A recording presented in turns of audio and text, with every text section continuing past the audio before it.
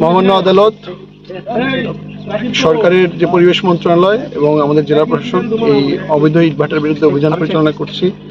এবং আপনারা জানেন আদালতের নিষেধাজ্ঞা রয়েছে এবং পরিবেশ মন্ত্রণালয়ের স্ট্রিক্ট নির্দেশনা যে পাহাড়ে কোনো রকমের পরিবেশ বিরোধী কোনো ইটভাটা বা কোনো ধরনের পাহাড় কাটা কোনো কিছু চলার কোনো সুযোগ নেই।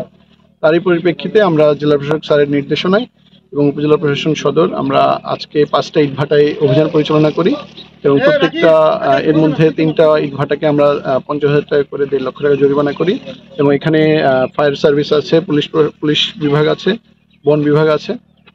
তাদেরকে সম্মিলিতভাবে তাদের যে ইটভাটা সেটাকে আমরা বন্ধ করে দেই এবং আপনারা দেখতে পাচ্ছেন যে ফায়ার সার্ভিস তাদের অগ্নি নির্বাপক যে যন্ত্র আছে সেটা দিয়ে প্রত্যেকটা ইটভাটা কিন্তু বন্ধ করে দিচ্ছে।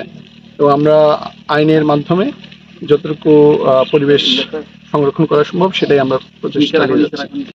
আচ্ছা, আমরা মোবাইল কোর্ট পরিচালনার জন্য আমাদের ফায়ার সার্ভিস টিম প্লাস 3টা ভাটার মধ্যে অভিযান চালাই এবং আমাদের একটা ইউনিট আমরা একটা কাজ করি।